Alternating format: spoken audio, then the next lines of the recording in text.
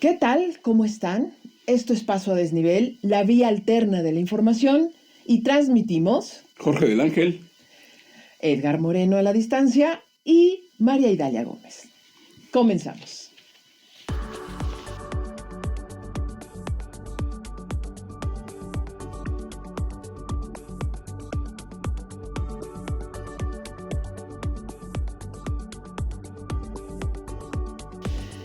Ay, ¿qué semanas nos llevamos, Jorge? Sí, ha habido muchas noticias, muchas Sí. sorpresas, no solamente aquí, sino también algunas cosas en Estados Unidos. Sigue el caso de el asesinato del CEO. Así es. Luigi Mandoni, pues ya fue detenido. Cosas interesantes. Y también sus comentarios a veces nos los hacen llegar por correo electrónico, muchas gracias, a veces también personalmente, los cuales también les agradecemos mucho. Compartan este podcast, este episodio más. Estamos muy contentos porque está transmitiéndose en la semana buscando dar una explicación en perspectiva. Y justo los temas que vamos a ver es todo lo que ocurrió en la semana que pasó y lo que viene hacia futuro. Ya es diciembre, estamos vueltos locos con los regalos, las navidades, las cenas, los abrazos, pero no hay que perder de vista lo que está ocurriendo. Y yo nada más quisiera dejar para que el auditorio, la audiencia, lo tenga ahí en el radar, no se pierdan esta confrontación que existe entre Ricardo Monreal y el exgobernador de Tabasco, Adán Augusto López, porque cuando los grupos se pelean, y sobre todo los grupos poderosos, lo único que ocurre es, primero, sale toda la mugre. Uno es líder de la bancada en el Congreso y el otro en el Senado. Así es, en la Cámara O sea que de que tienen poder. Mucho poder. Son hombres de poder, están los dos dentro de Morena. Evidentemente no han jalado con la presidenta, aunque en apariencia lo han hecho, en sus discursos, en sus posiciones, pero en los hechos le han colocado en albazos a la presidenta Claudia Sheinbaum con las reformas que han ido impulsando y que ella ni siquiera se había enterado. Y bueno, como en este momento ella necesita someter a discusión todos estos cambios legislativos a nivel constitución, a nivel leyes secundarias, no ha habido ninguna confrontación directa, pero esta pelea que surge a partir de recursos económicos, de negocitos, como le llamó Adán Augusto, refiriéndose a Ricardo Monreal, nos muestra que hay que hacer limpieza en Morena. Sí, ya hay acusaciones por parte de Adán Augusto hacia Ricardo Monreal. Lo acusa de desvíos de 60 millones de pesos, de 15, Ajá. de así una variedad de cosas, y dice que va a seguir buscando. Eso es lo que dice. Y fíjate que otra cosa importante que mencionas es que estos dos personajes son gente, sabemos, de Andrés Manuel López Obrador. Bueno, fueron colocados y fueron gente muy cercana de él desde décadas. Sí, así es. Entonces, ¿qué es lo que sucede ahora? Eso no quiere decir que Claudia Sheinbaum también haya tenido la misma relación con ellos. Claro. Entonces es aquí donde se demuestra qué va a hacer Claudia Sheinbaum, si los va a seguir, quizá los va a frenar, me imagino, porque esto es como una luz, ¿no? En la trayectoria de Ricardo Monreal es un tipo que sabe operar políticamente, pero que ha mostrado que él piensa en su beneficio, navegó en otros, intentando ser candidato de otros partidos por la Ciudad de México, regresó, luego operó varias elecciones en los estados. Él es responsable prácticamente de los triunfos en Zacatecas, en Baja California, en Sinaloa. Ojo con eso, también es muy importante por los vínculos con el gobernador de Sinaloa, Rocha, que se le vincula con los grupos criminales, y también con Tamaulipas, es decir, un operador político de tierra que sí sabe moverse. Y por eso es necesario, por eso es útil, pero no necesariamente es leal, ni tampoco de confianza, ni de Andrés Manuel, ni de Claudia, pero son necesarios. Y Adán Augusto, a diferencia de él, pues está vasqueño, la familia de Adán Augusto apoyó mucho a Andrés. Andrés Manuel desde joven, ¿no? De hecho, Andrés Manuel está muy agradecido con los padres de Adán Augusto porque le enseñaron políticamente muchas cosas, y sus hermanas también, ¿no? Que por cierto, una, pues yo creo que se va a ir a Miami con su esposo Rutilio Escandona ya a Miami, ¿no? Pues a la política exterior, ¿no? A pesar de haber dejado hecho una piltrafa Chiapas, porque es así, es decir, hay un descontrol político, hay un avance criminal, sí, un avance criminal, pues se va a Miami. Eso también no hay que perderlo visto. Nunca hay que hacer actos de fe en la política, que todo se hace bien, aun y cuando pueda ser de confianza o no para la presidenta Claudia Sheinbaum y los morenistas digan, no, hay que apoyar todo. No, cuidado, también hay errores. También hay equivocaciones y hay que hacerlas notar. Eso es mejor y da mayor salud a la democracia y a la operatividad política, porque Claudia Sheinbaum no ve todo.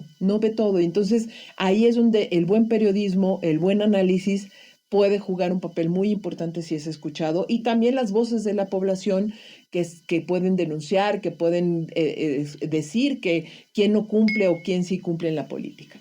Fíjate que algo interesante sobre Monreal es que además él es una persona más conocida que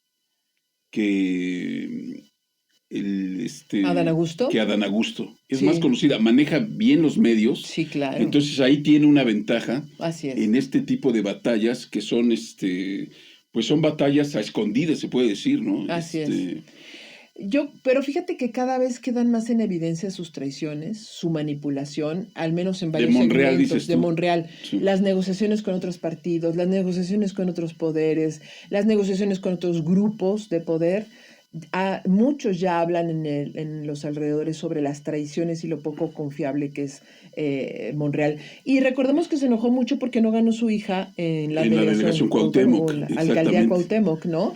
No quedó por más que hizo. Que él ya había sido alcalde. Él ya había sido alcalde y pues hicieron lo imposible para que ella pudiera ganar, pero se le cebó a fin de cuentas. Sí. Lo más que pudo hacer, hasta legalmente hablando, y no lo consiguió. Entonces, no pierdan de vista eso. Seamos críticos, es mejor que se limpie la casa antes de que ocurra otra cosa y que ocurran grandes traiciones hacia un sistema político que está hablando de transparencia, de honestidad y demás, ¿no? Sí, además en un gobierno nuevo, ¿no? Que va comenzando. Así es. La limpieza de la casa de una vez, ¿no? De una vez, así es que, y de hecho se espera, entre enero y marzo se esperan ajustes por parte de la presidenta, aunque estamos hablando de otro poder que es el legislativo. Las negociaciones pueden llevar a ese punto, porque no puede cargar un gobierno con un poder legislativo cuestionado, pero sobre todo peleándose el poder y el dinero, así de esa manera, grotesca, ¿no? Exactamente. Bueno, ese es el primer tema que no pierda de vista. Pero vamos a otro tema que no sé cuál quiere seguir, este caso tan espeluznante que hemos visto, o nos vamos un poco a la frontera norte y a Estados Unidos. Si quieres, vámonos con lo de la frontera. Vale. Pues esta semana que terminó, vimos que la revista Times publicó una entrevista con Donald Trump, donde habla que pues estaría dispuesto a utilizar el ejército. ¿Cómo? A ver, ¿creerle o no a Trump? ¿Tú le crees lo que dice, Jorge? ¿Tú qué pensarías como alguien que...? Yo creo que Donald Trump es muy boca suelta. Ok. Pero creo que todo lo que dice tiene efecto. Exacto. Entonces, yo creo que por eso mismo no hay que dejar que las palabras se vayan, sino que uno debe de prepararse. Nosotros como país, México, con estas amenazas que hemos tenido de los aranceles, etcétera, pues hay que tomar nuestras prevenciones. Creo que es importante. Fíjate que esos son de esas cosas, me parece, que uno tiene que tomar una posición seria y seca, porque son embates. Entonces aquí no existen partidos, no existen ideologías, existe un país, ¿no? Porque además, ¿qué sucedería si realmente lo que dice lo ejecuta? Claro, sería... Entonces hay que estar preparados para ese tipo de cosas. Así es. El primer efecto de lo que dice, como Jorge lo explica, lo que dice Donald Trump es intimidar, es presionar, generar un estado de tensión, un escenario de tensión. Y eso es lo que ha conseguido, porque no sabe si lo va a hacer, si no lo va a hacer, si es capaz, si no es capaz. Y en esa medida, ese escenario de tensión genera presión y cambia, por ejemplo, en la lógica de los migrantes cambia, ¿no? Es muy probable que estén llegando cada vez menos a nuestra frontera migrantes porque saben que se van a enfrentar con Donald Trump. Entonces, tienen que repensar qué van a hacer. No, además me comentaban que los migrantes, muchas veces cuando Donald Trump hablaba, hace 4 años que fue presidente, los migrantes llegaba un momento en que ya no salían, claro. O sea, se escondían, les entraba el miedo. Quizá no ejercía lo que decía, pero causaba un efecto. Exacto. Eso es de lo que estamos hablando. Y como uno de los primeros efectos fue cuando fue presidente 4 años atrás, es que las remesas aumentaron impresionantemente, porque la lógica de los migrantes indocumentados allá en Estados Unidos era, si me pescan, ya trasladé todo mi dinero para allá o la mayor cantidad de mi dinero y entonces ya puedo tener un colchón para comenzar en mi país. A fin de cuentas es una intimidación, ¿no? ¿Estás de acuerdo? Así es, una intimidación psicológica. Y lo mismo los migrantes. Veamos, por ejemplo, la diáspora venezolana, la haitiana y la de otros países centroamericanos, incluso africanos que están llegando y asiáticos. Esa diáspora ya repiensa cómo se mueve, ¿no?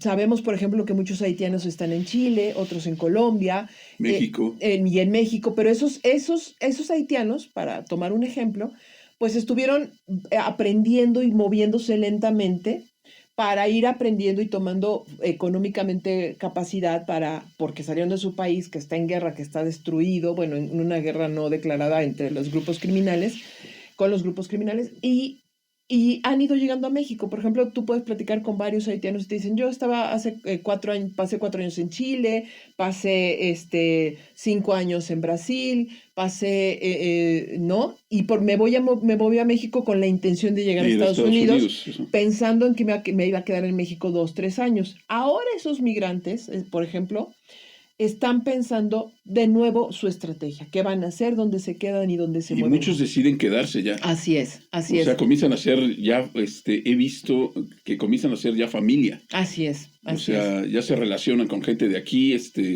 permanecen. Es más, a mí lo que me llama la atención es que muchos de ellos son personas que tienen una capacidad educativa realmente muy alta.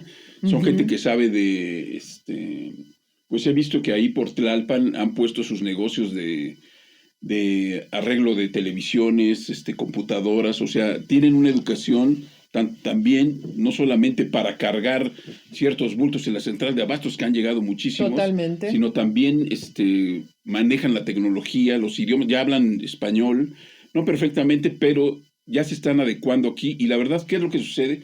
Pues dicen, mejor de irme allá a sufrir las consecuencias, mejor me quedo aquí, donde la verdad está mucho mejor que Haití, ¿no? Totalmente.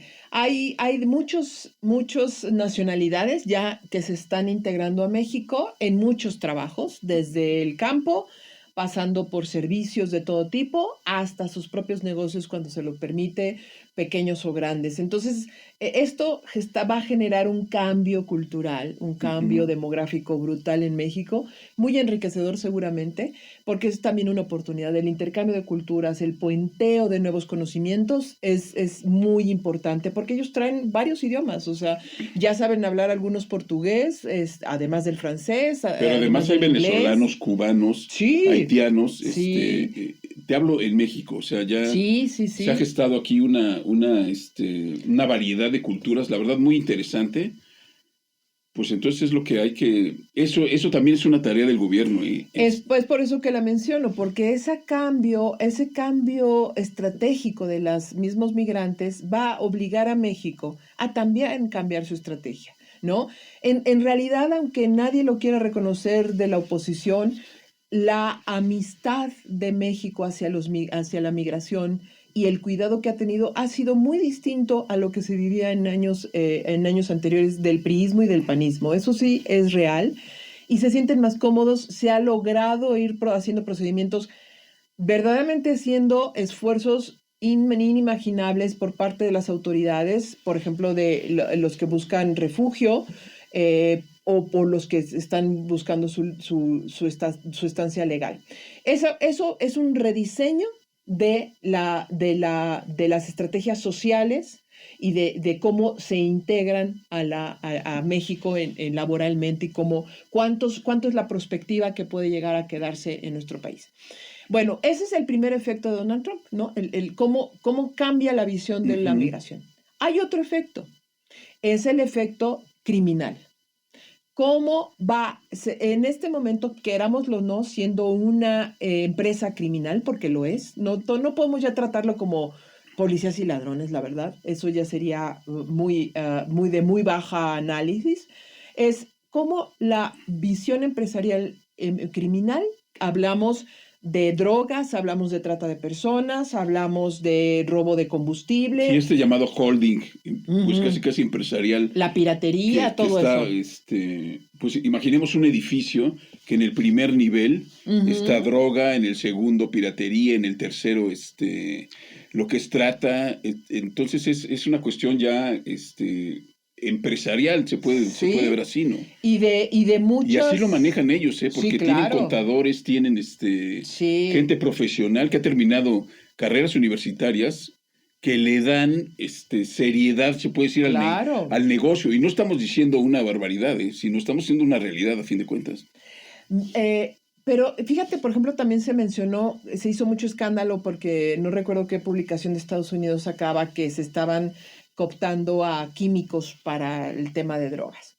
La verdad es que lo han hecho históricamente, de manera voluntaria y de manera involuntaria.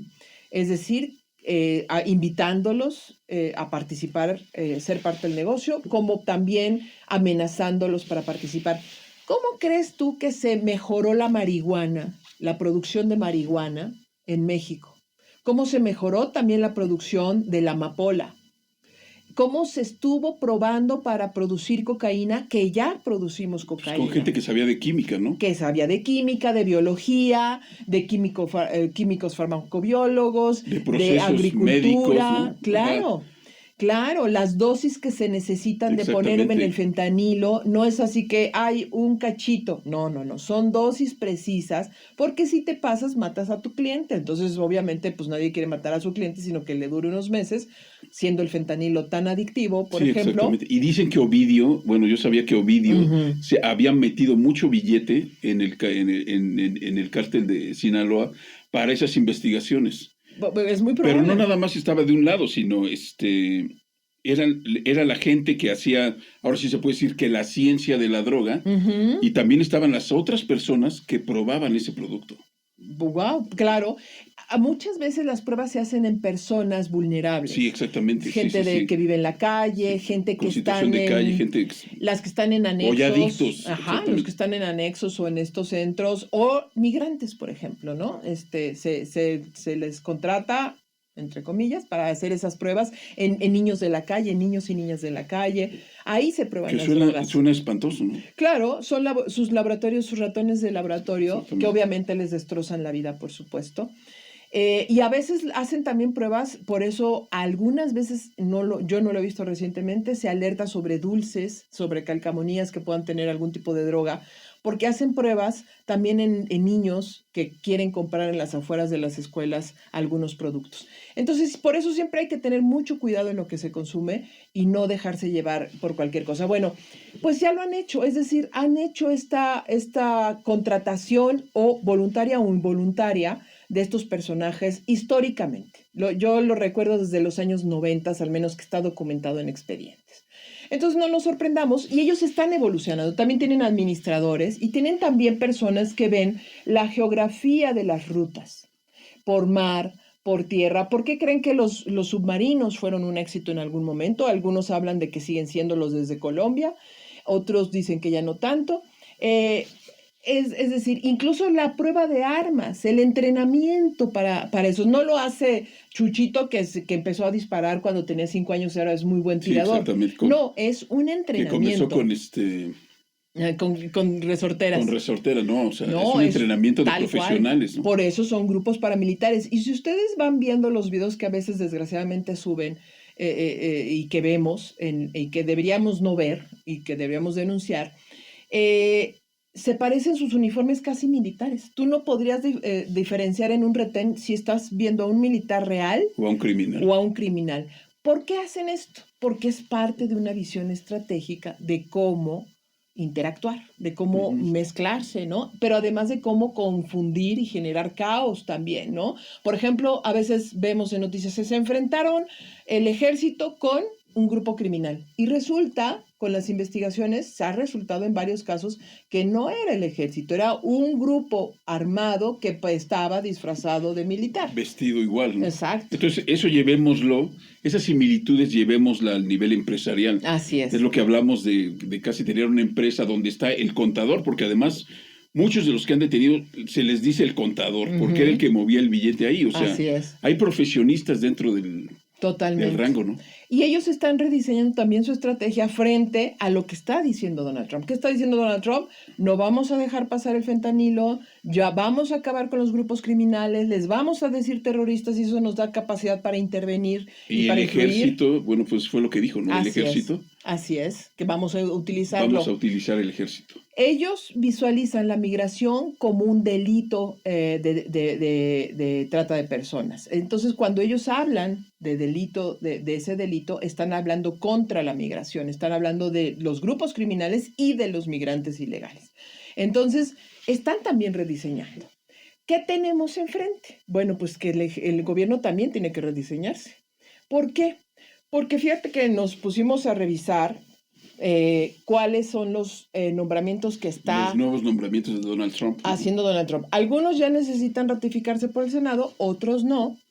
Ya son fijos, pero en ese gabinete de más o menos 30 personas, 11, casi la mitad, por lo menos que van a tener relación directa con México, por alguna razón, sea comercial o sea de seguridad, son un peligro para México. Ahora sí que son un peligro para México, porque son gente que tienen una visión muy clara sobre Estados Unidos, su supremacía militar, imperial, digamos, de como color, un imperio, ¿no? Ajá, también, de derecha, y que no están dispuestos a conceder ni un ápice, ni a negociar siquiera frente a México y nuestro estilo de negociación latinoamericano. Es decir, es una mala noticia para México y es una mala noticia para Latinoamérica todos estos personajes. Estamos hablando del vicepresidente Vance, de Mark Rubio, por ejemplo, el secretario de Estado, Peter Hansen, que es de Defensa, secretario de Defensa. Muchos con ideas radicales. Muy radicales, pero que además tienen un entrenamiento militar, una visión y una óptica de seguridad nacional o de militar. Y esto te lleva a ver que no vas a necesitar un muro físico. O sea, exactamente. Con ellos ahí es un muro de negociación y un muro, puede convertirse en un muro muy fuerte para la negociación, para llegar a acuerdos, aunque decimos que a México le conviene y a Estados Unidos, ellos ven intereses, no ven acuerdos, ¿no? Exacto. Es lo que le conviene. Y entonces se viene muy duro porque también está Ronald Johnson, que sería la propuesta para embajador, ¿no? Que es un personaje entrenado en las fuerzas especiales, es decir, es un tipo que bien podría bajar de un helicóptero, escalar una montaña, bajar, disparar diferente tipo de armas. Aventarse en paracaídas. Todo lo que imaginemos de las películas lo puede hacer, o lo hizo. Ah, sí. Pero adicionalmente es un estratega, ¿no? Es decir, tomó decisiones estratégicas de operaciones estratégicas militares y civiles para diferentes países en el mundo. Y su más reciente posición como embajador fue en El Salvador, y ahí estuvo muy cerca de Bukele. Y se habla que presionó a Bukele para esta nueva visión de las prisiones de máxima seguridad y no tener conmiseración con los criminales. Mara, ¿no? Así es, con la Mara y todos los que resulten. Todos los que resulten, exactamente. Y hoy día hablan de un Salvador más seguro, aunque con mayor los derechos humanos más vulnerados, ¿no? Pero esa fue una exigencia estadounidense para que Bukele tuviera el apoyo estadounidense.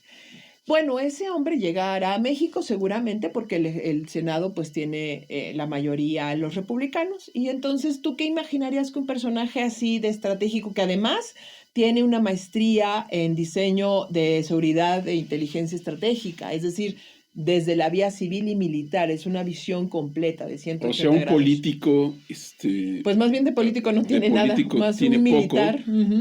y mucho de militar. Así es. ¿Tú qué te Pues imaginarías sí, que me puede imagino pasar? que pues hay unas cuestiones ahí ya complicadas. Mucho.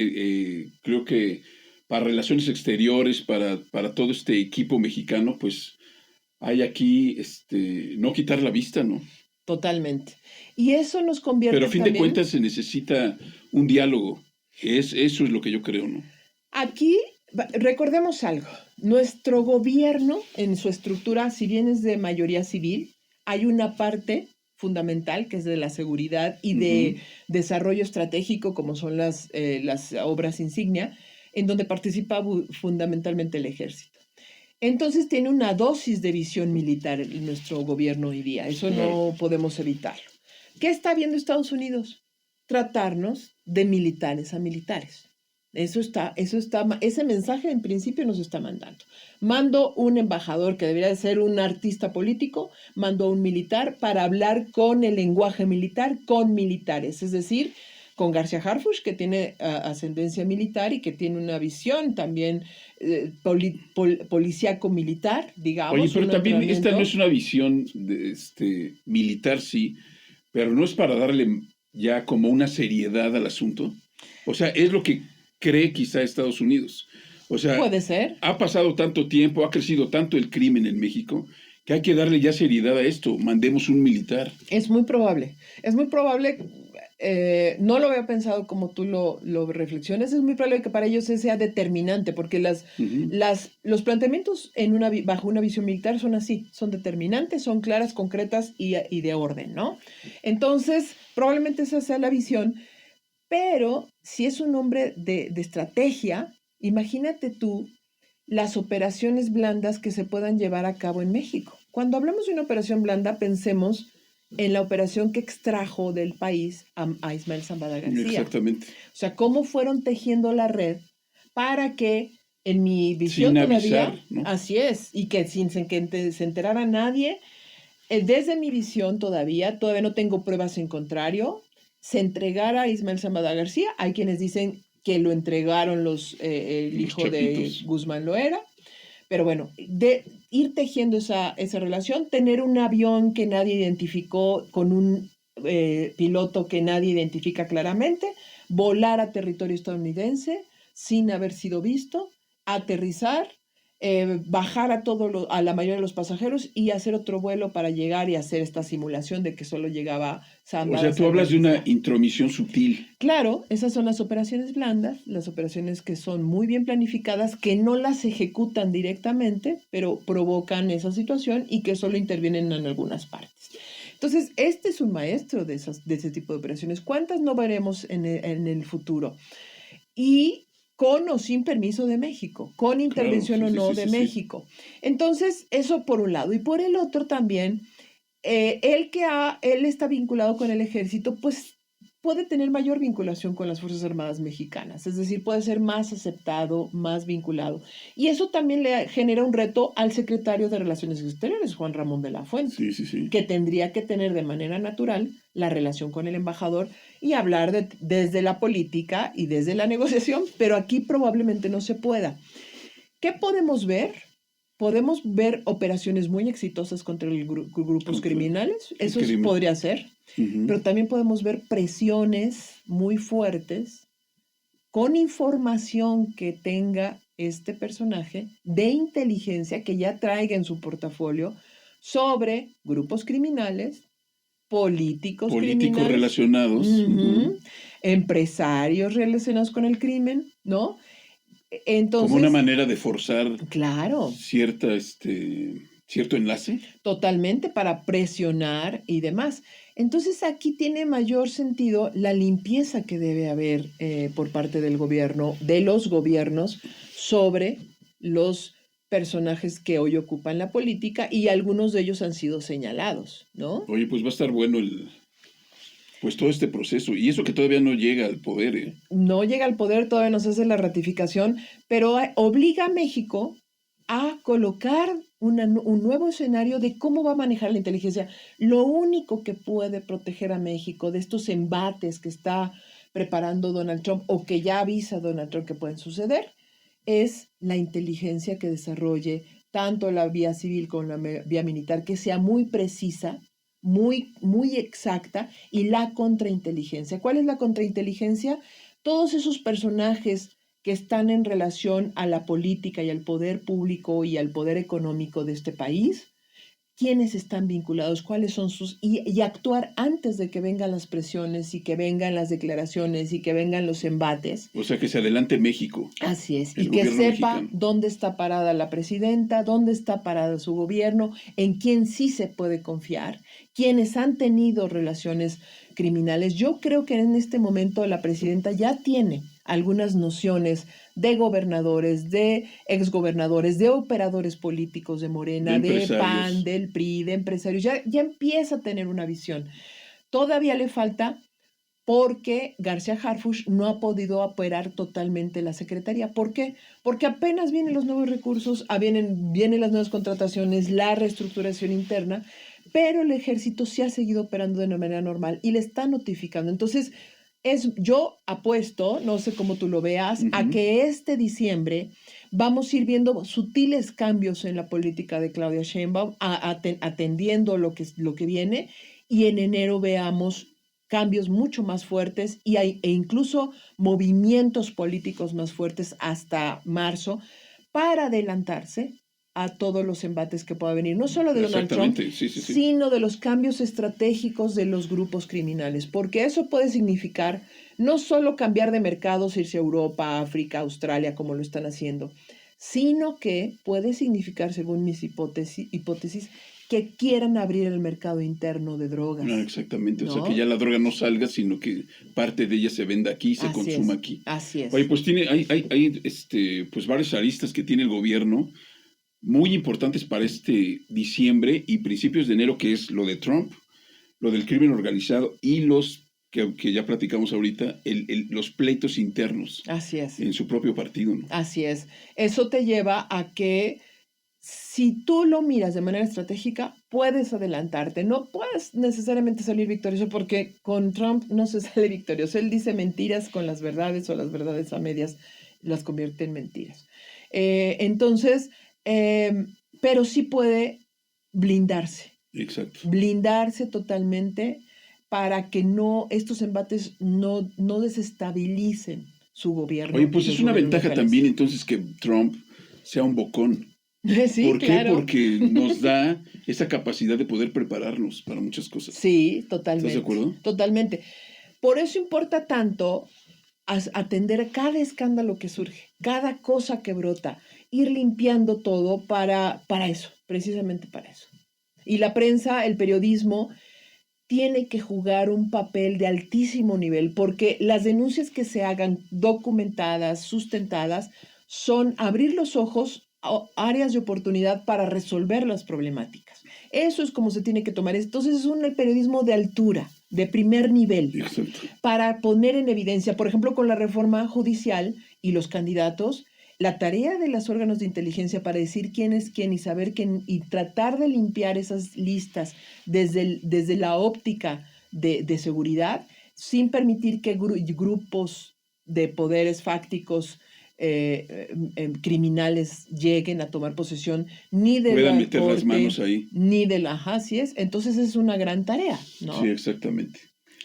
En esta semana también vimos otra cosa que también se relaciona con escándalos, ¿verdad? Sí, exactamente. Fíjate que me di a la tarea de buscar algunos escándalos en el gobierno que tengan que ver con el último que les voy a mencionar, que ya está muy, pues en medios ha sido muy movido, fue viral. Uh-huh. No sé si te acuerdas que Josefina González Blanco renunció a la Semarnat en el 2019 porque detuvo un avión, porque creo que no había llegado y dijo, ¿saben qué? Detengan el avión, ya voy para allá. Sí. Entonces la gente que iba en el avión, era un avión no privado, comercial, lo que hizo fue, pues se molestó, Sí, el avión se retrasó creo que 2 horas, sí. Ella llegó tardísimo y después presentó ella, después de todo esto Borlote presentó su renuncia. Pues sí, mínimo. Hubo otro caso que me llamaron mucho la atención. Hay muchísimos. Está bien, es bueno recordarlos, no olvidarlos. No sé si recuerdas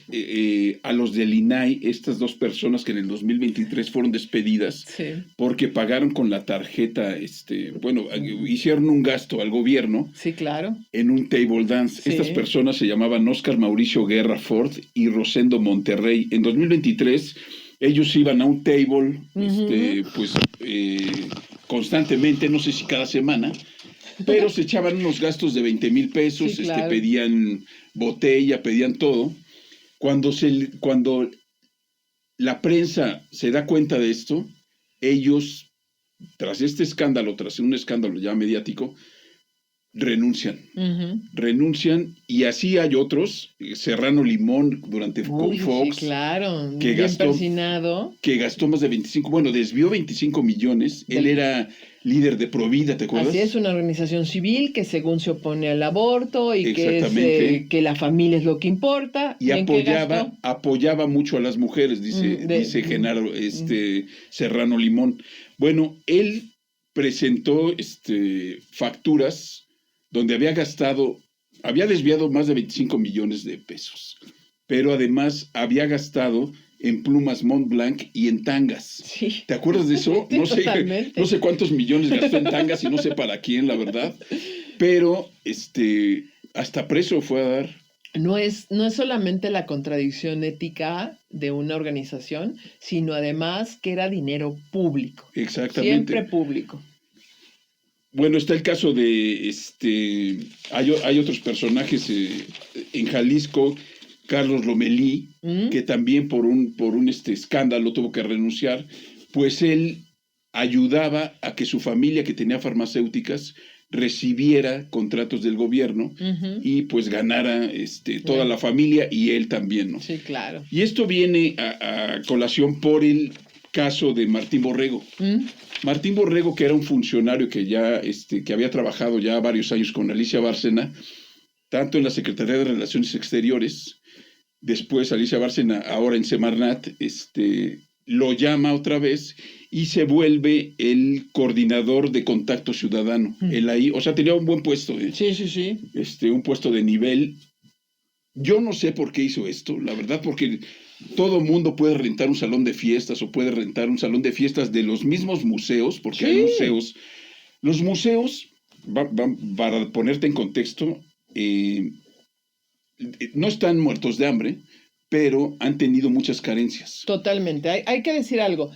Los costos de boletaje y además que resulte gratis un día a la semana, su mantenimiento, todas las exposiciones, tiene un costo. Un costo muy alto y de alguna manera está subsidiado. No, pero además déjame decirte, o sea, las mismas exposiciones que se presentan, hay exposiciones impresionantes, impecables, que cuestan. Muchísimo. O sea, tú como museo tienes que contratar en Europa, en Alemania, si quieres una exposición, por ejemplo, de los grandes pintores franceses, que esa exposición, es más, la platicamos aquí en Paso Desnivel, hicimos un reel sobre una exposición muy bonita, muy interesante. Ahí está en nuestro canal, véanla, está muy padre.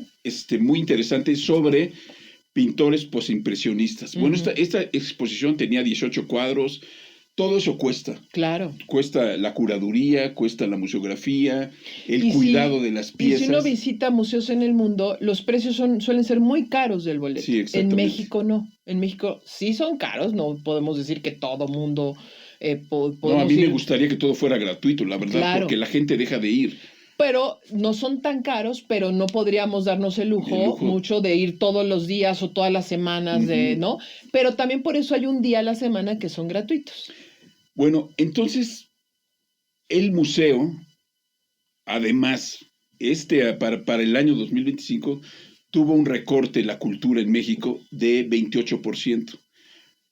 Eso le quitan a las becas, eso le quitan a las exposiciones, a los museos. Entonces el museo ya es permitido que puedan rentar sus espacios vacíos. Exacto. O sea, no vas a estar comiendo y te pongas bien borracho al lado de un Van Gogh y de repente le avientes ahí la botella. Claro, ¿Sí me explicó? O sea, claro. Son áreas que se preparan y además áreas muy bonitas, Muy o sea, bonitas. porque tu boda te queda de lujo. de lujo, el bautizo, lo que tú quieras. Así es.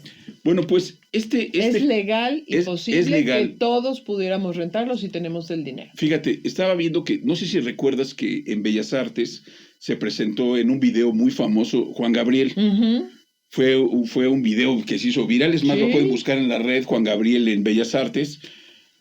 Eso tuvo un costo, eso Claro. lo paga el mismo artista, no sé quién lo pague, alrededor, según me enteré, de 250,000 pesos hace como 10 años, no sé cuánto fue. Ahora ya esos espacios te llegan a costar hasta 450,000 pesos, si quieres un área muy grande. Ajá. Entonces, tú puedes, si tienes el dinero, tú puedes pagar, puedes rentar. Por ejemplo, el Museo Cuevas, hay muchas fiestas ahí en el Museo Cuevas. Tú tienes la giganta, la escultura, esta grandísima de José Luis. Es un museo que también está en el centro. Son 850 pesos por persona que va, pero tú debes de llevar para esa fiesta mínimo 300 personas. Wow. Entonces, la verdad, o sea, puede ser muy buen negocio. Y si lo haces semanal, tienes para mantener el museo Eso te bellísimo. Eso te permite pagar servicios de la gente que está contratada para dar el servicio, para la vigilancia, para poder montar para curar la todo curaduría. Lo que tenga que ver con goteras, todo lo que tenga que ver con todo. Electricidad, etcétera. Porque además la mayoría o muchos de ellos son edificios viejos y cuesta muy caro su manutención. Sí, exactamente. Bueno, Martín Borrego, que es este personaje que renta el Munal, supuestamente para un evento entre México y Rumanía, supuestamente festejando la relación entre México y Rumanía, que sí era una relación, pero era su relación de pareja. Así es. Entre México y Rumanía, supuestamente el año 89 de relaciones entre esos dos países. Renta parte del Munal para una fiesta pequeña de 70 personas. Que es rentable esa parte del Munal. Exactamente, si el Munal se renta, ya como lo volvemos a decir. Pero él oculta su boda, que yo no sé por qué lo hizo, la verdad. O sea, todo hubiera sido tan sencillo decir, sí, me caso. A lo mejor... No es la relación yo no sé si fue, México, es mi boda. Si fue una boda, sí, porque fue una boda gay, él quiso ocultarlo quizá. Quizá. Realmente no tengo la menor idea, pero comienza a decir que era un evento político. Es más, manda a partir de un correo con la Secretaría, con el logotipo de la Secretaría de Relaciones Exteriores, porque esto fue antes de que él ya pasara a la Semarnat. Y dice, va a haber un evento, asistan muy bien vestidos, pero fíjate qué curioso, o sea, evento político, pero manda un mensaje de que hay una mesa de regalos en Palacio de Hierro. Sí. O sea, ahí comienza los errores, hacerse bolas, hacer la confusión y los medios, pues, ¿qué pasa?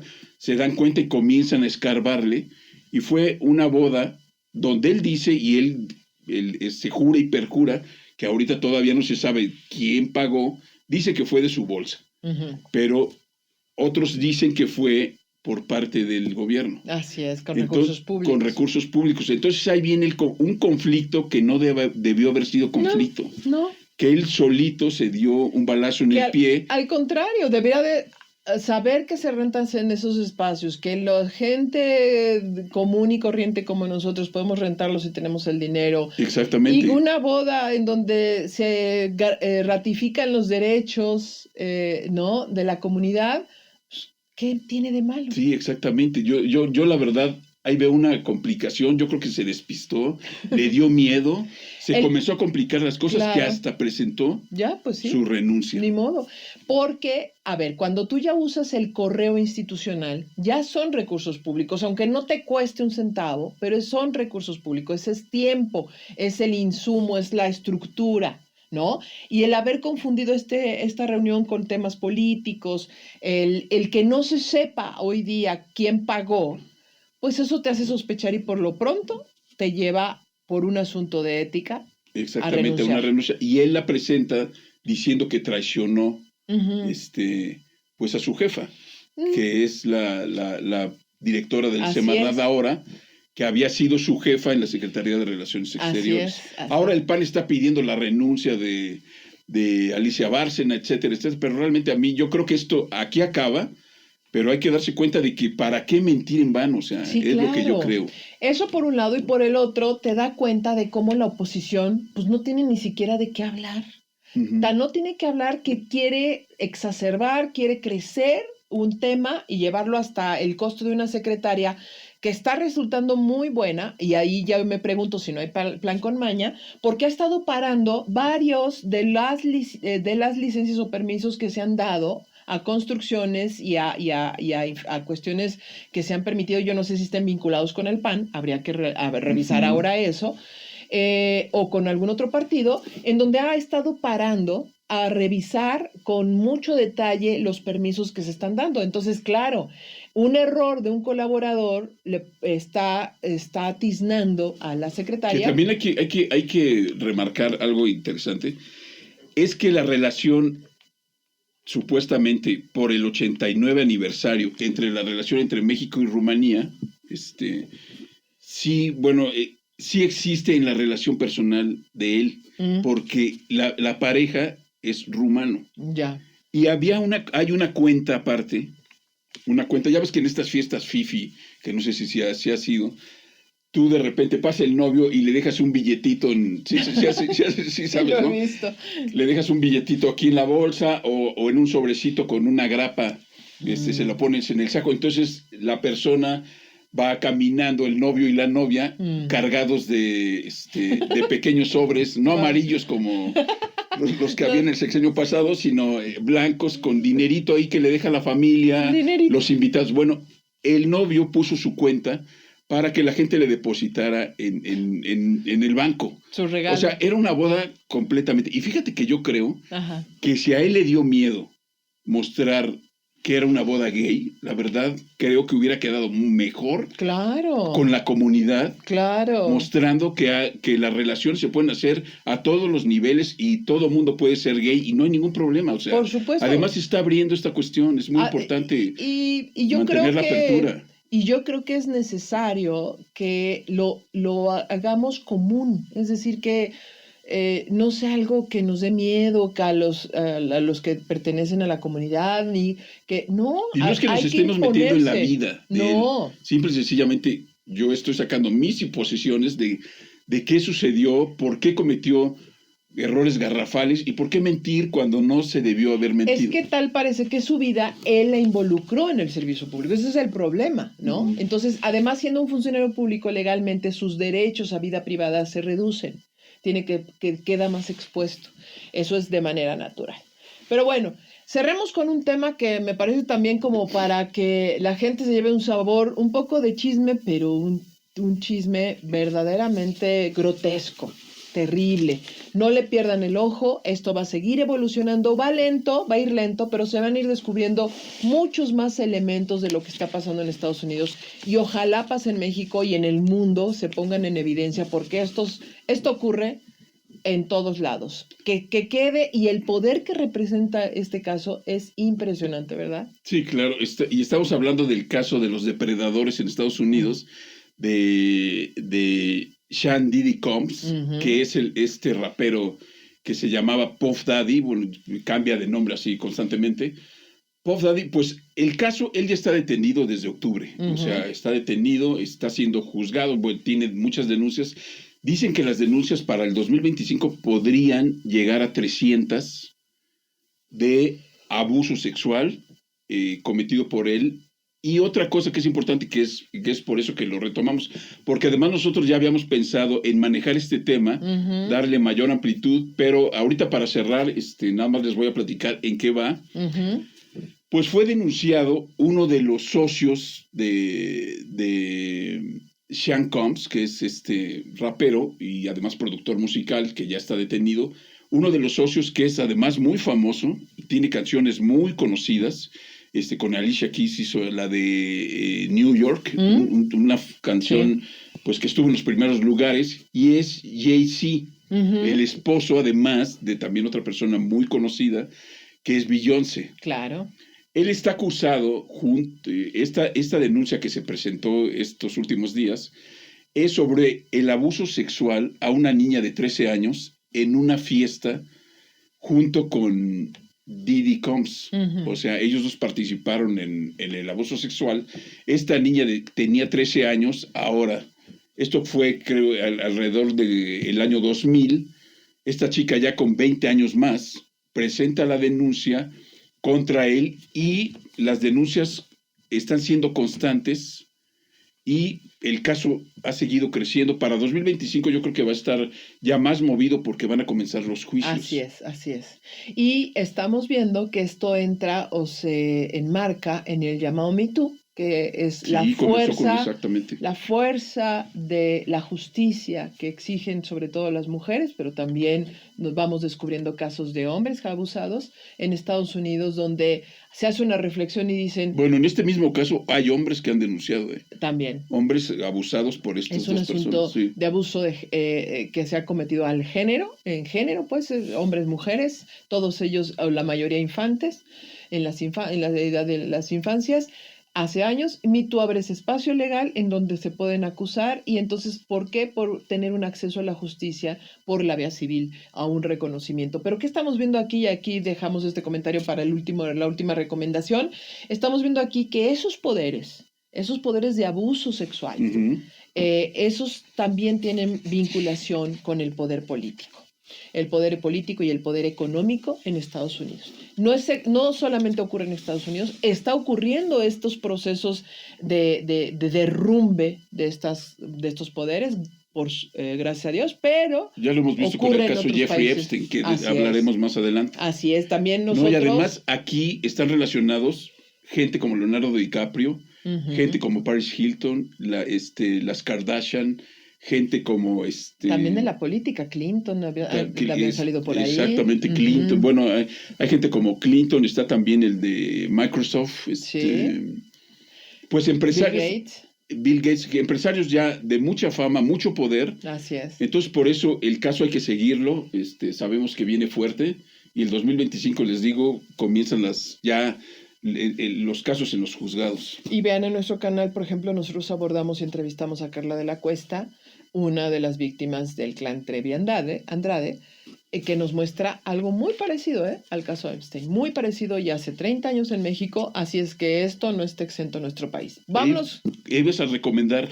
Sí, vámonos con la última recomendación. Esta tenemos que hacerla rápida porque ya vamos con excedidos de tiempo. Por suerte nuestro productor para que nos esté haciendo señas, diciendo ya corten, nos está viendo a control remoto, pero bueno, va a sufrir con nosotros cuando haga toda la edición. Así es que le mandamos un saludito a Edgar. La recomendación es una película que está hoy en cartelera, este fin de semana, comenzó en esta semana a estar en cartelera, la semana que terminó, y váyanla a ver, aprovechen las vacaciones que ya están llegando para los jóvenes, para las familias. Es una película fuerte. Es una película fuerte, es mexicana, se llama Sujo, hijo del sicario. ¿Por qué hay que irla a ver? Primero, para que no la saquen de taquilla, de la cartelera, por ausencia de auditorio. Pero la segunda es porque están hablando de que estas dos cineastas, las que son las directoras... Astrid Robondero y Fernanda Valadez, como las nuevas constructoras del nuevo cine mexicano, por su producción, por su edición, por su visión en el diálogo, en los guiones, por su fuerza, ya por la realidad logran impregnar. Exactamente. Además, recordemos que esta película ganó en Sundance. Sí, arrasó, decías, ¿no? Exactamente, arrasó, tuvo muy buena aceptación. Entonces, pues obviamente la recomendamos aquí para que la gente vaya a verla, porque sí, efectivamente, si la gente no va al cine, creen que esa película no funciona. Así es, O sea, es una cuestión de dinero para las empresas que proyectan las películas, pero pues obviamente nosotros podemos ir a verla, enterarnos de cómo está el mundo criminal, que ya sabemos muchísimo de ello, porque el tema trata de eso. Sí, es una óptica dura, pero necesaria para la reflexión. Entonces, y además está encaminando al Oscar, a hacer la propuesta de México para el Oscar. Entonces, apoyemos el cine mexicano, apoyemos la reflexión sobre estos temas que son nuestra realidad, pero también apoyemos a los talentos, ¿no? A los talentos y mujeres. Entonces, disculpen, pues pero con eso qué bueno. Quedo. Así es. Véanos en nuestro cada episodio, coméntenos, denos like, por favor, eso nos ayuda mucho. También compártanos en redes sociales, en WhatsApp, en Telegram, suscríbanse, sí. Y bueno, nos vemos la próxima semana, si te parece. Claro que sí. Hasta luego, les mandamos un abrazo. Hasta luego.